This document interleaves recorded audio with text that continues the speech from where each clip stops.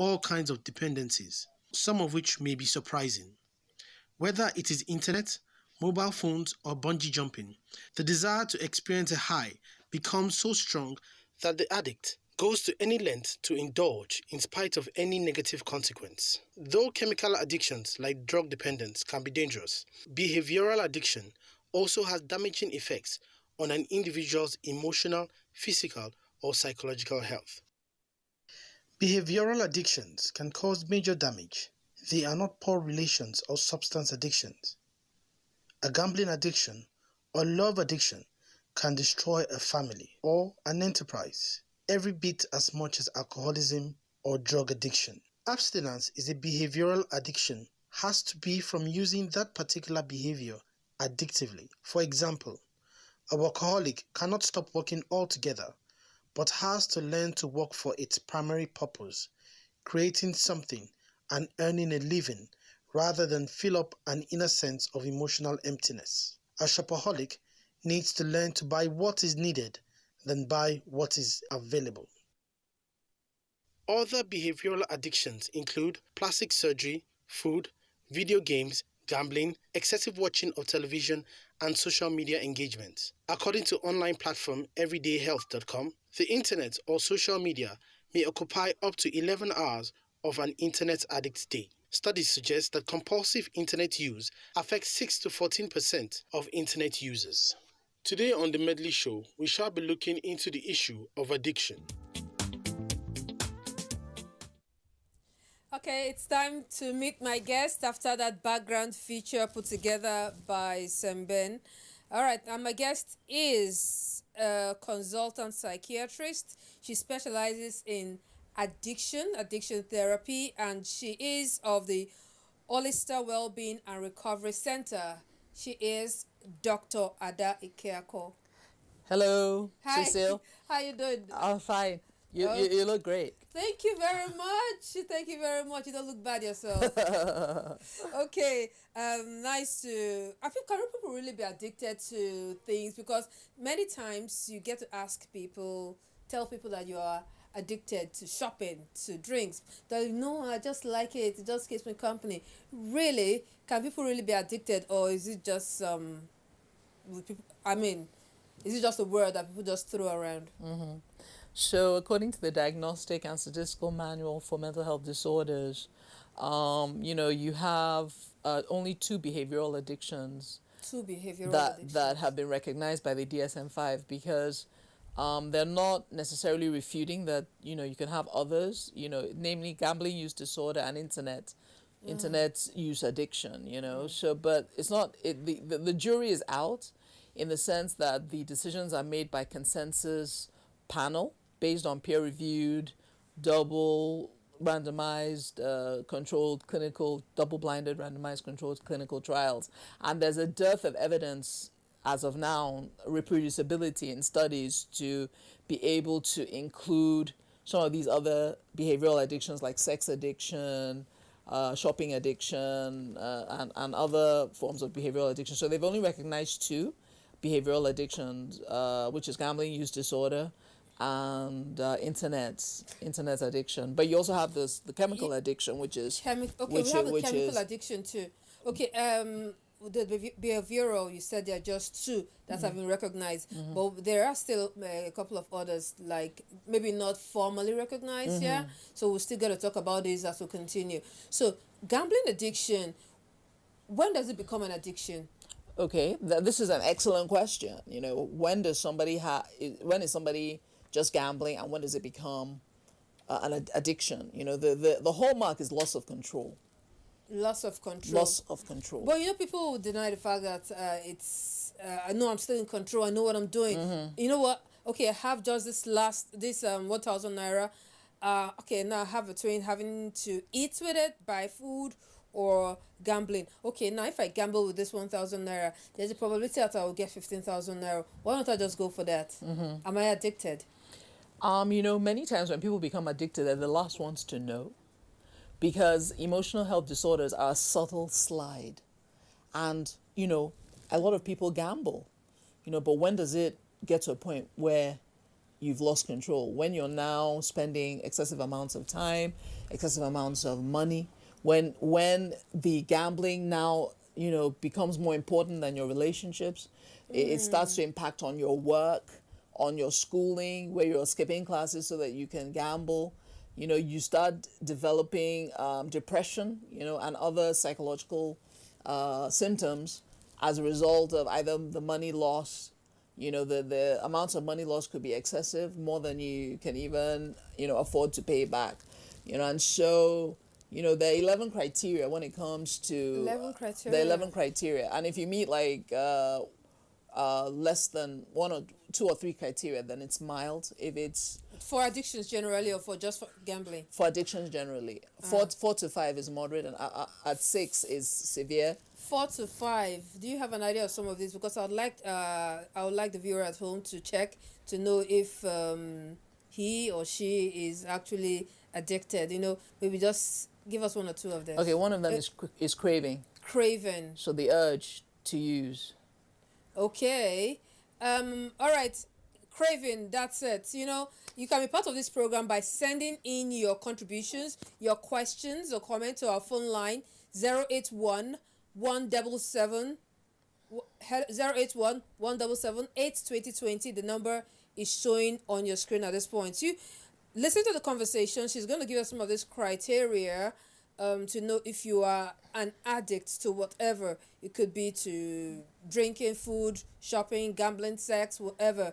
Just listen to this. She's given the first one as craving. Craving. Are you always craving the thing, whatever it is, a thing or it could be chemical, you said, or a behavior, right? That's right. All right, so we have that craving, and then you have doing it for longer, or using it for longer, or in larger amounts than intended. Okay, for instance, if you are addicted to work, maybe you work 8 to 4, but somehow you just find yourself working 8 to 7. That's you take right. the work home. Yes. Okay, you do and it the for whole night you're still working, Yes.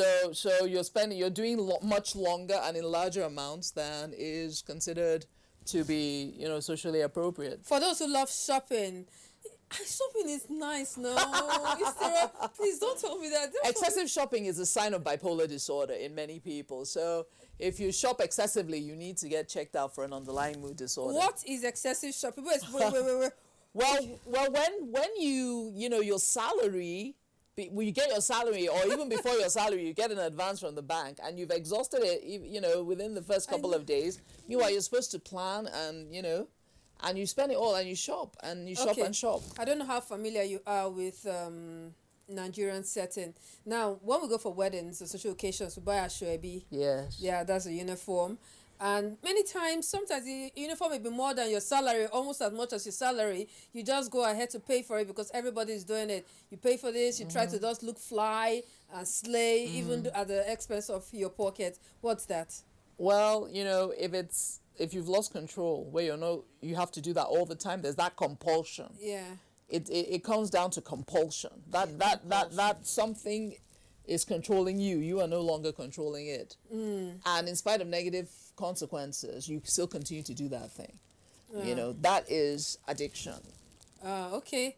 Someone is sending a message here now, but please do send text messages or WhatsApp only on our phone line. I see a couple of you trying to call. Sorry, you can't call. Just text and WhatsApp 081 177 82020, which is showing on your screen at this point. I'll take a couple of messages after a couple of these calls. People just keep calling. Okay, you've given us some of the symptoms, kind of one being addicted. What else?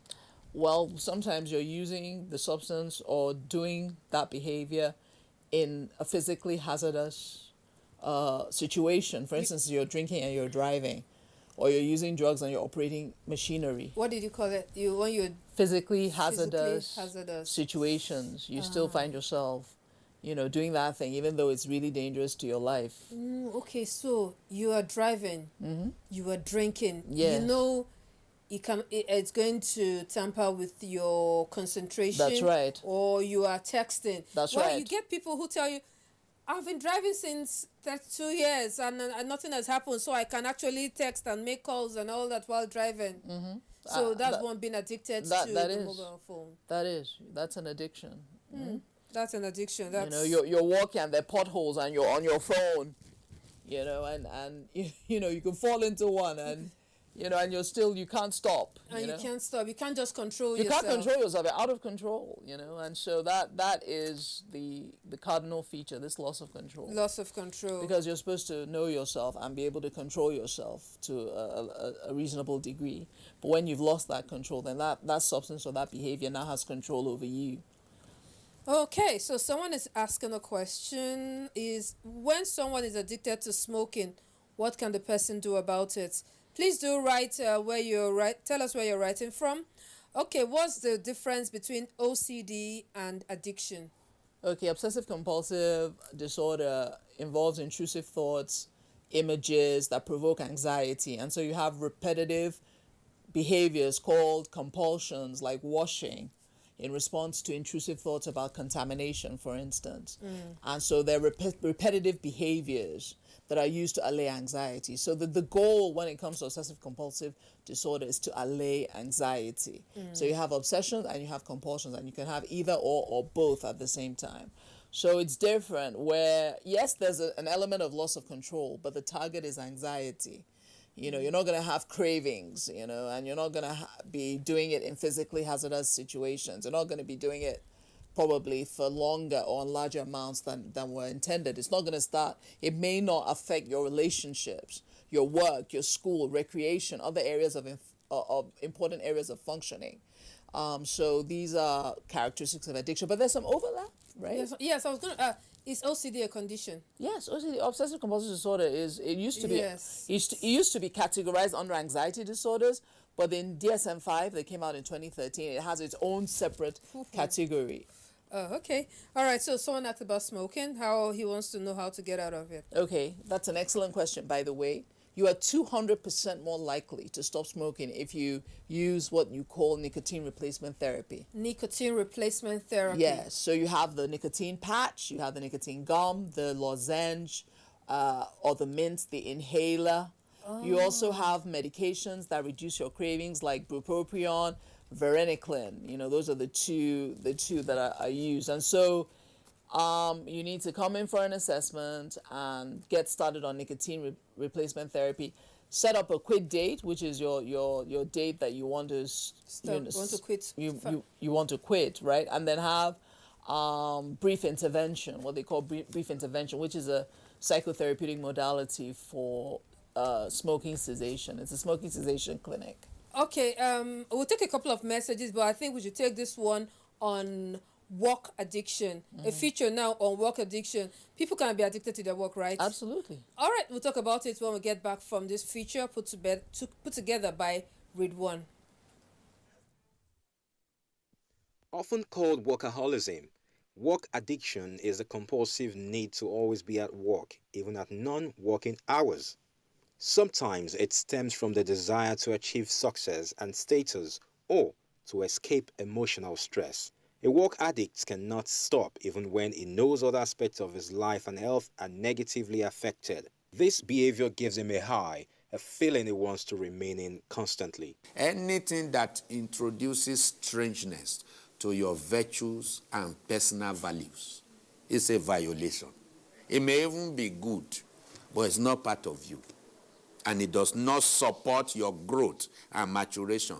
Anything that does not support your relationship in the good order, and you can't help but just must do it, is an addictive behavior. Like many other addictions, work addiction can damage an individual's health, happiness, social functioning, and interpersonal relationships, especially family relationships. Those addicted to work would unintentionally detach from family and friends. Later on in life, they may end up becoming strangers, even at home.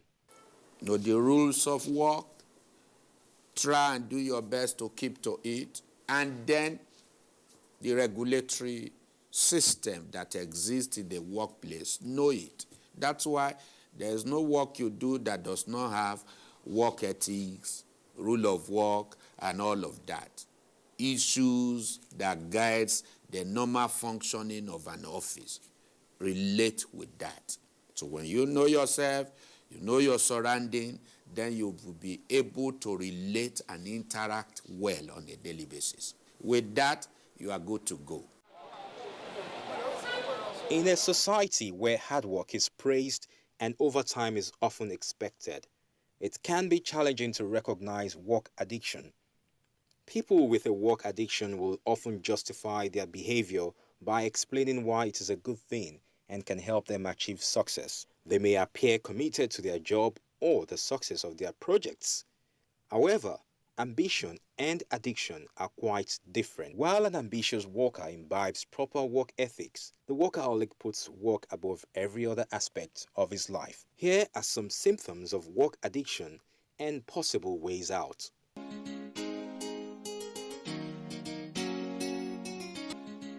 Putting in long hours at the office, even when not needed, is simply work addiction.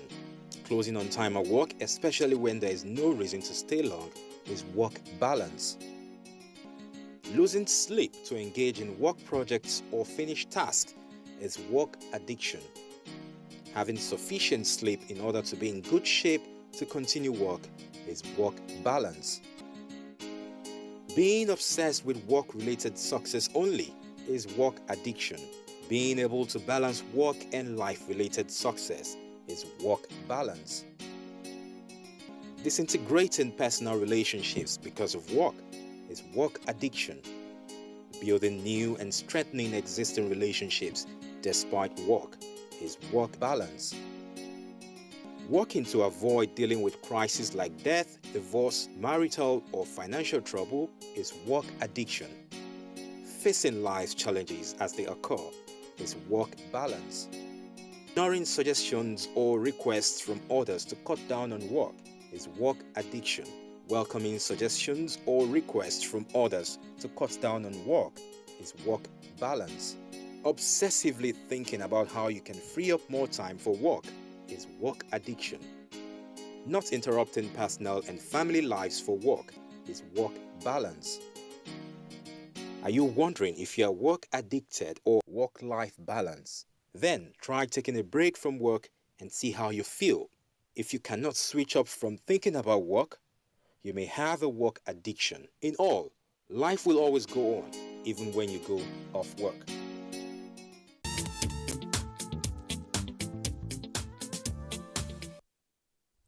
Indeed, life will always go on even if you go off work. Come on, there are some people.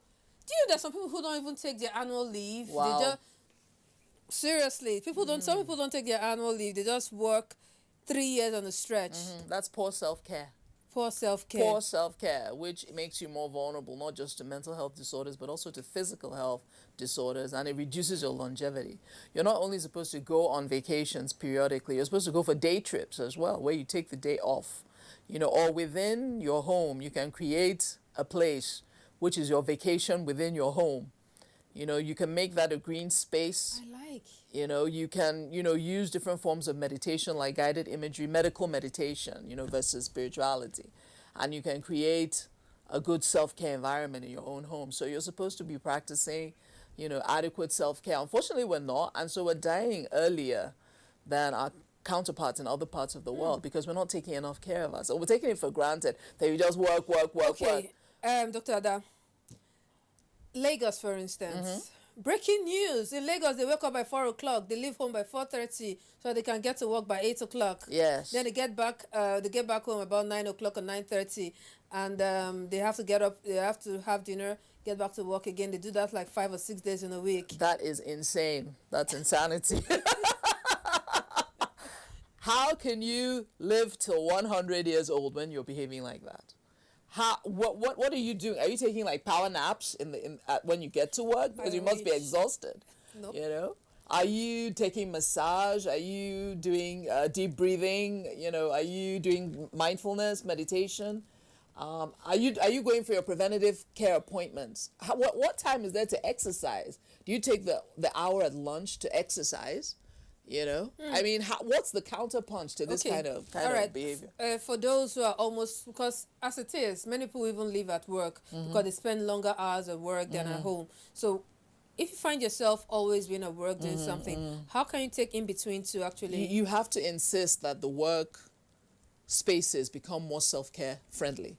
First of all, they have to be green spaces. In a lot of places, they have even mini gyms, treadmills, they even build their buildings for those who are building where they're going to work, so that there's, some element of, maybe a trail or a way you can walk around the building. Because, people need to produce, we need to pay taxes, innovation, and what have you. Okay, well, in the real, this is Welcome Home. I think maybe sometime when you're speaking, speak Nigerian. How so?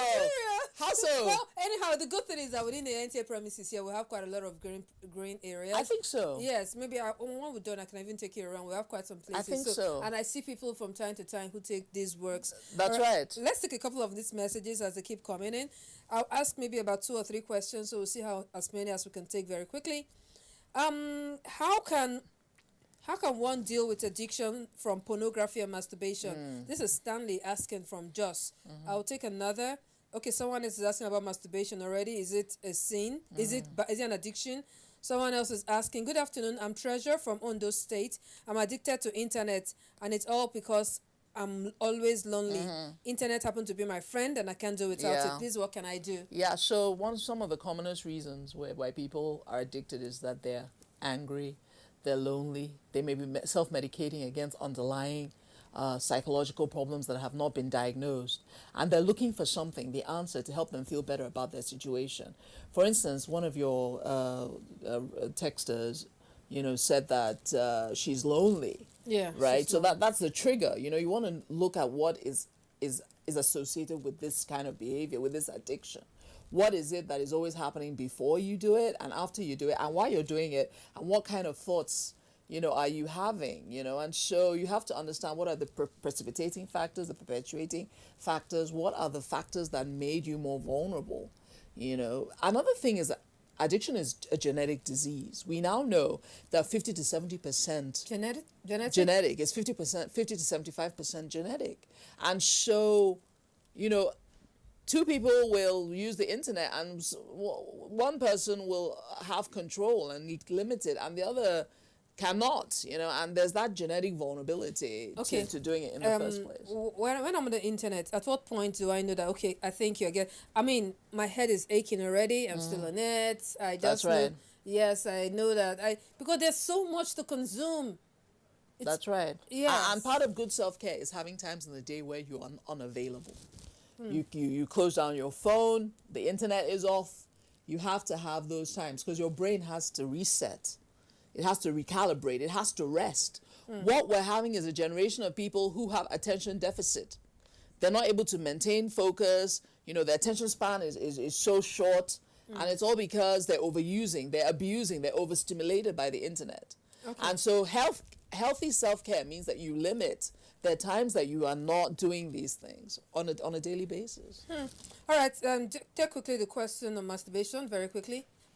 Masturbation and pornography is asking, is it an addiction, and how can I deal with it? It can be an addiction, this is controversial. I remember having this debate in a place where somebody said it was sinful from a pastoral viewpoint, and somebody said it was normal, everybody masturbates. So there was this full range of thinking when it comes to masturbation, depending on what religion and religious orientation that you come from. Some people say, no, I've never masturbated in my entire life. It got to that point where, that was, so it's interesting, I mean, curiosity about sexuality and touching yourself is considered to be normal part of physiological development.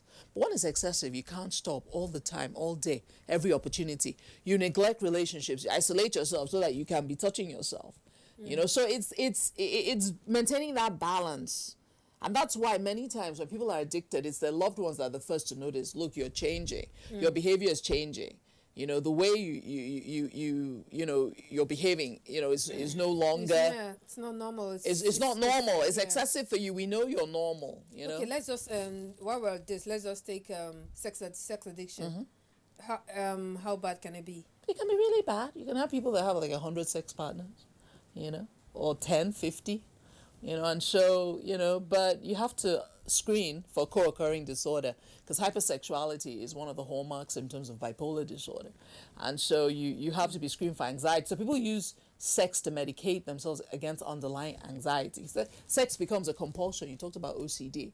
And so you have to have a full diagnostic interview and examination. And then, what you're complaining about has to meet, criteria, and then you can have a diagnosis and then apply evidence-based treatment to that diagnosis. So the gist is, does it meet the hallmark of an addiction? Is there craving? Is there negative consequences? Is there compulsive use? Has it affected relationships? At work, are you doing it? I mean, you're not supposed to be doing that at work, but maybe you're doing that at work. At school, do you spend time in the hostel instead of being in class because you're masturbating? So what impact has it had on your life in terms of your functioning? Yeah. Because we want to know the impact on functioning. That is the hallmark between a psychological disorder and something that's just a variant of normal. It has to have some impact on your functioning. All right, so thank you very much. Yes, if you have too much sex, okay, or I've just asked on the sex addiction. I'm James from Benin City. I like your program. Oh, thank you very much, James. Hi, I'm Olajide from Kaduna. What's the difference between addicted and using your talent excessively? Okay, what's using your talent excessively? Like you like reading and you are always reading. You're asking if it's an addiction. Can that be an addiction? Or If you overdo it. if you overdo If it. you overdo it, So how many hours a day are you doing it? What are you giving up in order to do it? Are you able to fulfill what they call major role obligations? So your responsibilities as a wife or as a husband or as a daughter or as son, auntie, uncle, are you still able to maintain? One of the key things we look at is the strength of your relationships. Has that addiction now become the most important thing in your life, where every other thing is secondary to that particular kind of behavior or chemical substance? Okay, thank you very much. I see more messages. What if a man keeps spending in order to keep his account away from dormancy? Perhaps money is meant to be spent. Is it an addiction? Mr. Kessie Enuma, I know you are just kidding. That sounded like a joke to That me. sounds like a joke. All right. And what's not a joke is if you keep eating and eating That's and right. you're always eating or drinking. That's right. That can be an addiction. And let's take this feature on food and drink addiction, and then we'll be back with our conversation.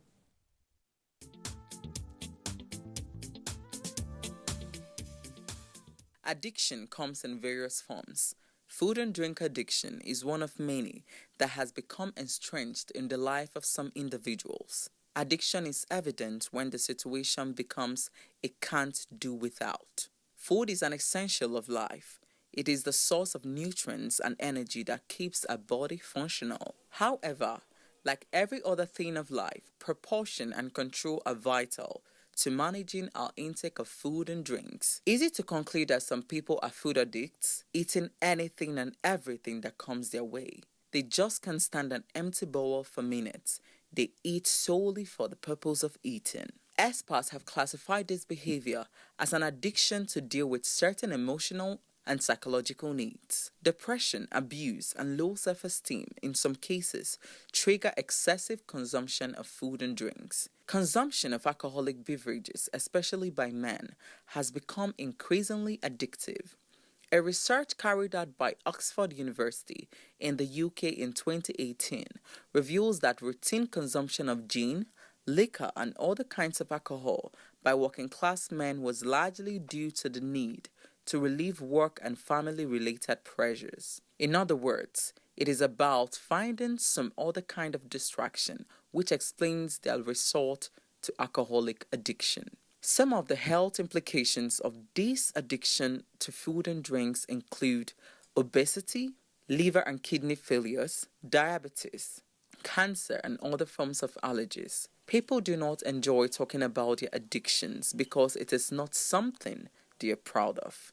For some, they have tried multiple times to overcome their addictions, but all efforts prove abortive. It starts from days to weeks, then months and years until it becomes habitual.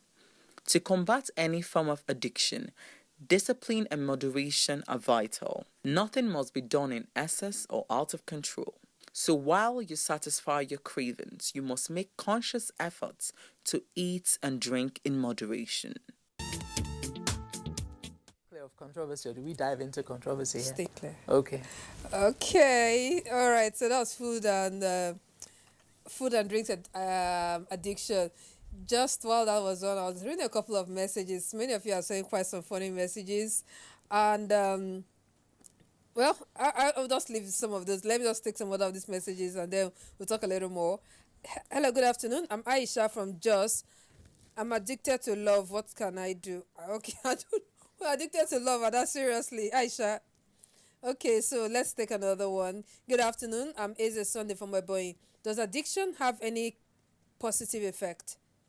Does addiction have positive effect? Okay, that's one. Let's take another. My name is Omasheye from Delta State. Please, if you eat too much, is it food addiction? All right, we'll just take it quickly. Okay, yes, addiction has positive effect. That's why people do it. You know, if it didn't have any positive effect, nobody would do it. So it's the feeling of pleasure. You know, it's euphoria, the high you get. You know, there's release of a chemical in the brain, in the ventral tegmental nucleus, the nucleus accumbens, and what that makes you feel is on top of the world. Like you're on cloud nine, like you're flying, you know, you feel so good about yourself, relaxed, more sociable. I mean, you know, increases your energy, improves your performance.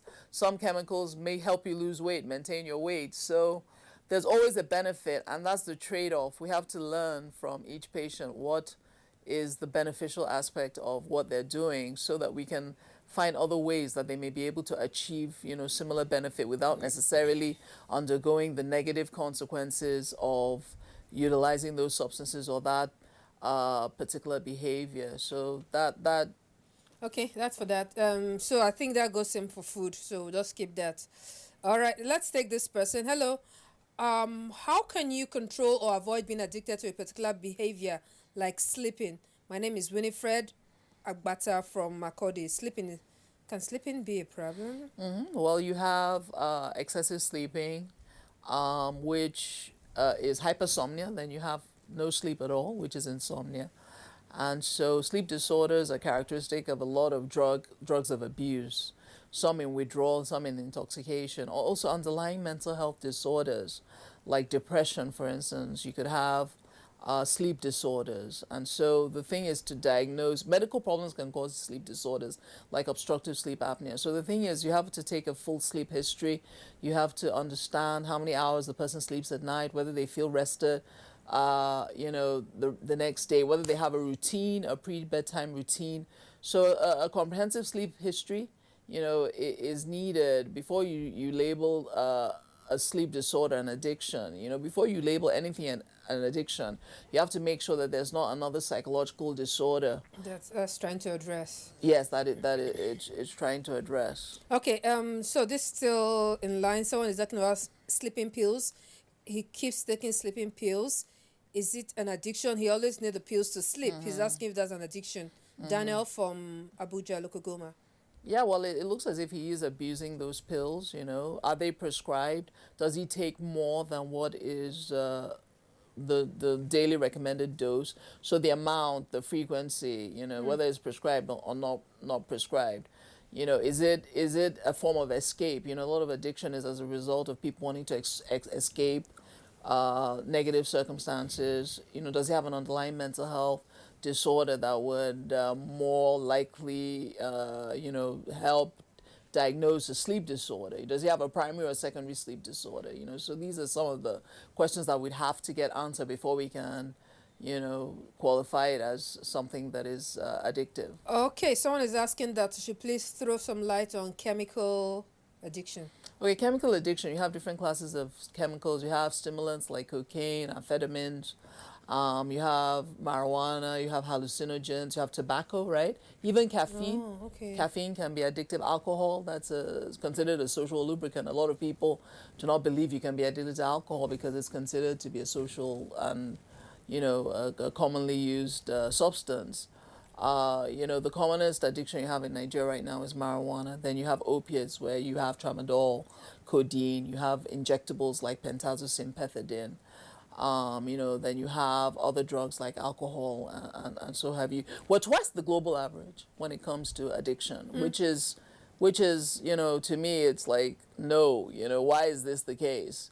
That's based on the UNDOC report that was, published in 2019, and so, we have to ask ourselves some serious questions. Why is this happening? Why?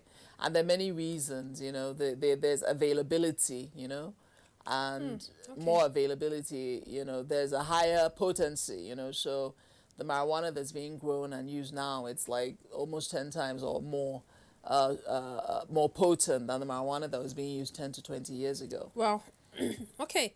Good afternoon. My name is Frank. I'm a crack addict, and I know it's hard to stop, but I would want to know how I can stop. It's very addictive. Do you have any way I can do you have any ways I can try to stop it? Please read mine. Okay, he's insisting I should read it. So yeah, this is a very good question. Why are people not able to access treatment? We don't have enough treatment centers. There should be one in every state minimum. So we don't. There's states that don't have any form of treatment center. That's one of the problems, lack of availability. Cost is another thing. We need treatment centers to be subsidized by the government, in partnership with the private sector so that people can have them, these centers readily available and affordable. Another thing is stigma. We have to have campaigns, which I think NTA is so socially responsible, and psychologically minded, and that's a wonderful thing, because we have to have campaigns that address the stigma. One of the major reasons why people are not, accessing treatment are because of stigma associated with mental health in general, addiction specifically, and treatment for addiction even more specifically. And so these are some of the issues. Okay, so we'll go on to take a vox pop very soon, but let me take a few messages here. Good afternoon, Ma. I'm Joy from Jos. Can someone be addicted to internet, and how can it be controlled? We've taken that already. Good afternoon, please. What if I do shopping every month? Is that an addiction? If it's excessive, come on, there's an addiction. But if you're still within your means and your shopping is something you can do without. I mean, sometimes when you just shop like your life depends on it, then that's when you get into a problem. Good afternoon, presenter. Please, can one be referred to an addict to reading every day? Because I can't stay a day without reading a newspaper, be it online or offline. This is Nader from Port Harcourt. Can reading be... I mean, personal development is part of the treatment for addiction, and one of the easiest ways to develop yourself is by reading, because in reading, you can transport yourself to different localities, different times, become different people, take on the characters of the personalities that you're reading about. So reading is very important. Excess we're talking about. Are you reading and neglecting your relationships? Are you reading and neglecting your work? Is the thing you're reading affecting your studies? Is it affecting you from being a reasonable human being in society? How long are you reading? How frequently? And so these are some of the questions. Do you have the urge to always read? Are there cravings when you're not reading? Do you feel not normal when you're not reading? And so, reading in itself is not bad, but it's when it's taken to excess that it could be problematic. All right, when it's taken to excess, whatever it is, that's right. That's when it's going to be problematic. That's right. All right, we went on the streets to ask these questions on addiction, and this is what you said.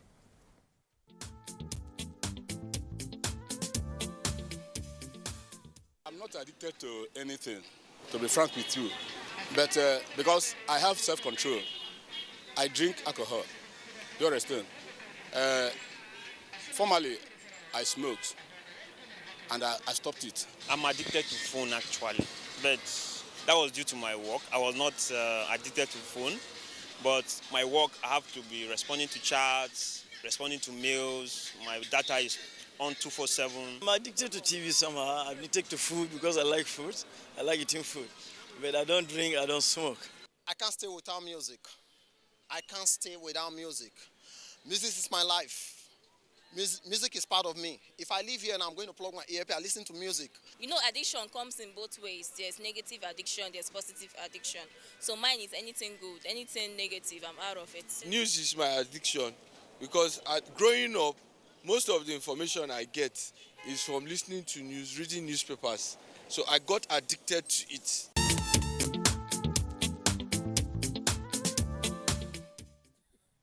All right, thank you very much. If you're just joining us, this is the Medley Show, and my name is Cecil. I'm having an interesting chat on addiction with Dr. Ada Ikeako. Thank you very much, Dr. Ada, for remaining with us. Thanks, Isol. We have so much to talk about. I am addicted to something. I suppose addiction to something is what you do. Okay, I'm not. This message is not so clear, so I'll skip that. Someone else said he was addicted to gambling and he has not gambled for 42 days. Yeah. And he doesn't feel the urge. Yes. Woo, woo. I know. That's good. So, wait, take a peep into, tell us what happens when someone with an addiction comes to you. Let's take gambling. Let's take gambling, for instance. How do you get to manage this person? Okay, first of all, you do a psychiatric assessment, which is a history, a physical examination, a mental status examination. The history involves presenting complaint, why you're here, history of present illness, past psychiatric history, substance use history, and past medical and surgical history, family history, social history, forensic history, relationship history, employment history, educational history, work history, review of systems, and then mental status examination, and then a physical examination. When they've met certain diagnostic criteria, we talked about 11 criteria. So if you've met, depending whether it's mild, moderate, or severe, then a determination is made whether you're best seen as an outpatient or inpatient. You know, intensive outpatient has good outcomes, but the best modality is inpatient because that separates you from the behavior or the substance in question. So you're in enclosed space. Yeah, but when you go back, you see the thing and you see that thing again and you just want to say, okay, just a little bite. That's right. Well, there's graded exposure, right? In the interim, now that you've been removed from that behavior or those substances, you know, coping skills, you now learn more coping skills. You learn more about triggers, how to manage your triggers, how to manage your cravings, assertiveness, how to say no, you know, and a cognitive behavioral therapy, motivational enhancement therapy, and a whole gamut of psychotherapies, 12-step facilitation, which is the gold standard. And so these are applied to the individual. You know, addiction is a chronic relapsing disease. That's the point. The relapse rates are 40 to 60%, the same as for diabetes or asthma or any other chronic disease. So, you know, we do have high relapse rates, but, you know, some of our goals are measured, you know, they're SMART goals, you know, and we want to see people staying for longer and longer periods. That guest that texted, that said he hasn't gambled for 42 days, it's really important for us to use positive reinforcement. For you to, as you're keeping tabs, you're rewarding yourself. Like every week where you haven't gambled, every day that you haven't gambled, it doesn't have to be expensive. You could take yourself out, or you could just even give yourself a hug in the mirror. You know, someone could give you a high five in the house. There should be new traditions around recovery, around abstinence. You know. Do you know you're Igbo? Yes. I don't know how much you speak. Oh, Bella. Okay. Now there's this whitish chalk-like thing.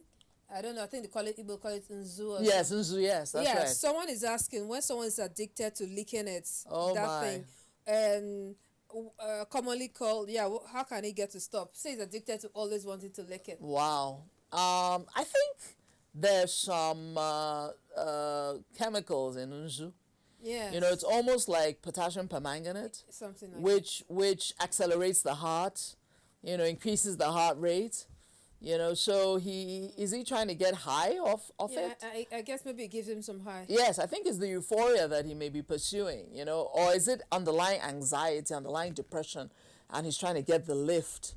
Is it feeling of social inadequacy and he's trying to get the lift? I mean, why is he doing it? What does it do for him? What are the positive aspects of his doing it? All right. Well, I guess for you, I'll tell you how to contact Dr. Ada so you can actually get a follow-up on that. All right. Meanwhile, earlier we talked about internet and social media addiction. And here's a spoken word by Capsi Joshua on social media addiction.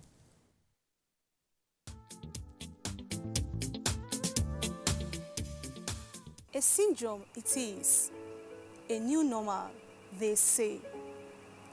It is in the world of telecommunication, another invention, arresting everyone's attention.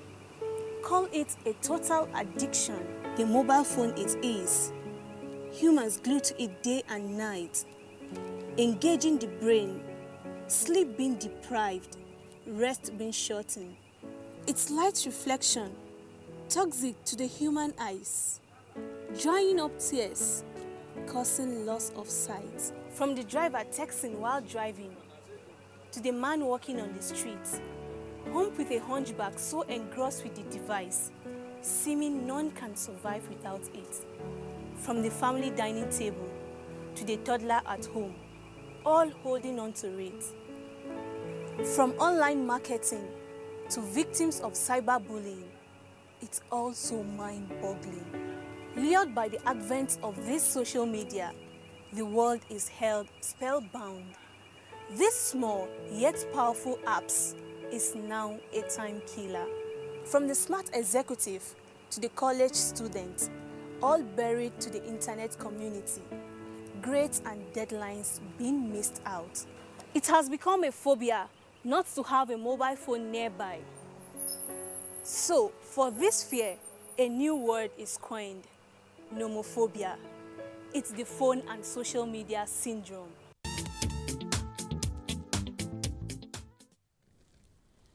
All right, and that's a spoken word piece on use of the internet and social media. All right, so let's take a few of these messages. I always like to be alone without talking to anyone. I always feel like hitting anybody that tries to talk to me. Is that an addiction? You're from Ibadan. So, you're moody, right? So you may Yeah. have mood swings. You're irritable and you lash out over the slightest thing. So you need to come and be assessed for a mood disorder and be counseled. Communication skills, a lot of us, take that for granted. But there's an assertive communication which people who are addicted need to learn. So that's the difference between being passive, which is everyone is riding over you, or aggressive, where you're lashing out or fighting, and then assertive, where you have mutual respect for yourself and for the other person. And striking that balance, this is really about balance, right? And so, I think, from what the description of the texter, it's to be screened for a mood disorder. Mood disorder. Yeah. Good afternoon, presenters. I'm a biochemist. I use Nescafe. Nescafe is like a coffee. That's right. To study when the person is studying so that he will not sleep. But after graduation, I cannot sleep again at night. Please help.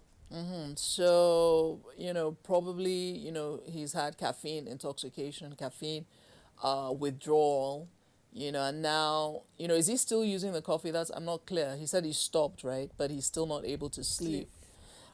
So he might have to be assessed for an underlying sleep disorder, whether primary or secondary, insomnia in this case, and that's a whole gamut of questions, and you do sleep studies at some point where you watch for ocular EEG, EKG, and other assessments. And so congratulations that you stopped using caffeine if it was causing you to not sleep.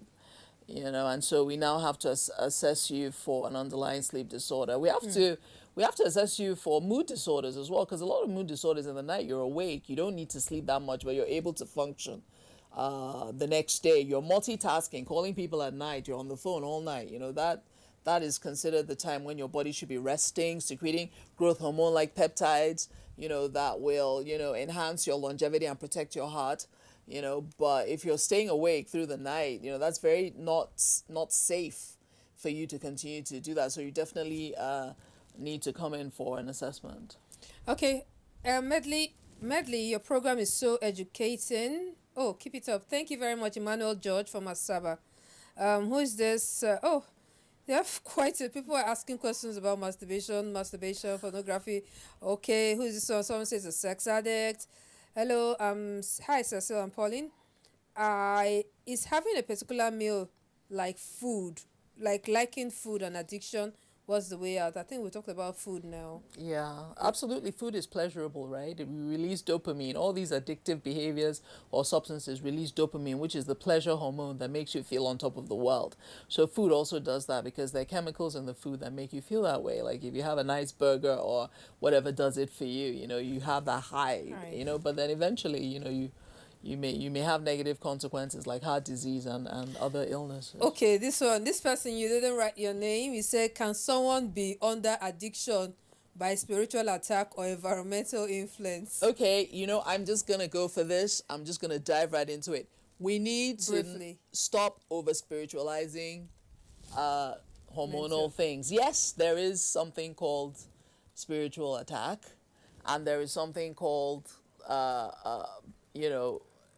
being under spiritual attack. But, the thing that we're talking about is dopamine being released by the brain in response to a chemical that diffuses from your mouth or from your nose into your bloodstream and is carried to your brain and releases certain chemicals in your brain. So it's pathogenetic. It's chemical. It's a chemical disorder. Addiction is a chemical disorder that causes brain damage.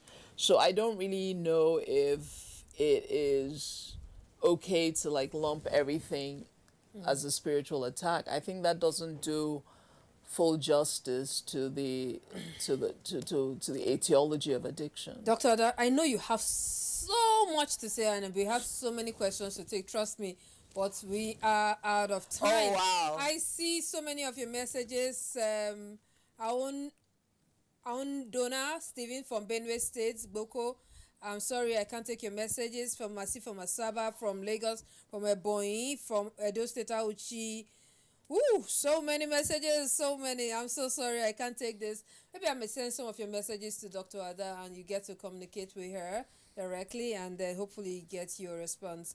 All right, I've been having a chat with consultant psychiatrist at the Olister Wellbeing and Recovery Center, and she is Dr. Ekeako. You've been very, very resourceful for us today. Thank you. Cecil, thank you. Thank you for making my day. Looking at your outfit, it gave me the lift. Maybe I'm addicted to you a little bit. Actually, addicted to me. I must be addicted. A Cecil addiction. I must be addicted to talking with you. Right, for having a chat with you on the phone. I was like, I have to get her on this set. Thank you very much. Thank you. All Thank you, right. So everybody. what's your addiction? Think about it. Does it give you a high? Do you always want to do it? Then you might want to think about it. You just may be addicted to it. So think about it. My name is Cecile Egbele. This has been the Medley Show, and I guess we'll do this again in another 1 week. Bye-bye.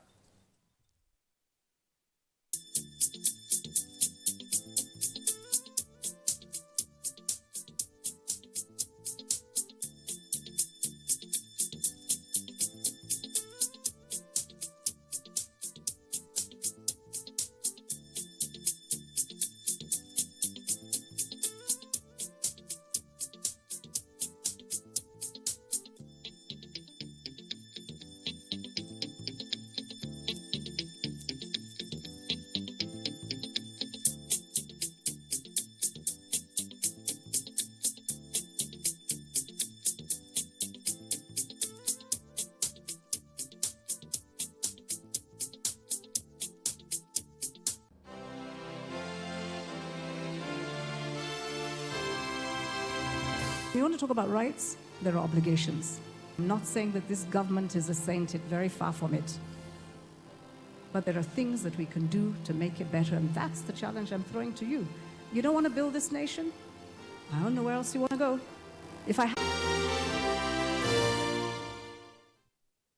Hello and welcome. It's time for another interesting package of Everything Music. Angelina, you the cool in my temperature. If you call, I go come deliver. This is Talking Movies. In times of old, the world was full of wonder. No! Stop it! Welcoming you to your weekend for today. Arise, oh compatriots.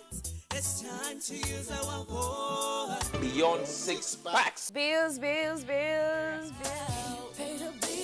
Keep paying my telephone bills. Pay my bills. Welcome to Gallery.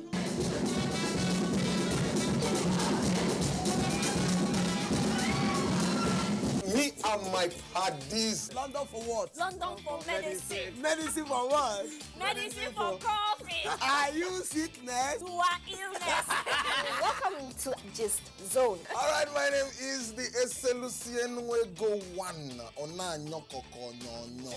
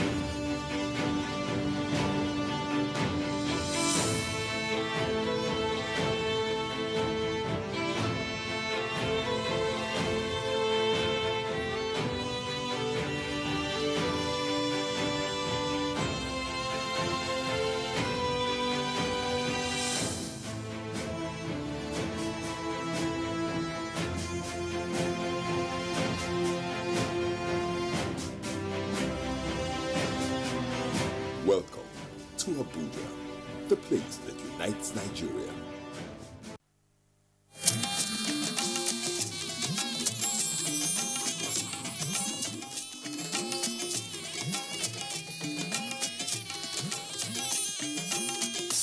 This is the network service of the NTA. Hello and welcome to Strictly Speaking. Language is the essence of our existence.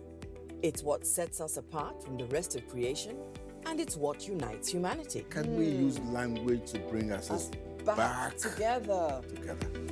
So what is the problem? The problem started from when we relegated what education is. And it is because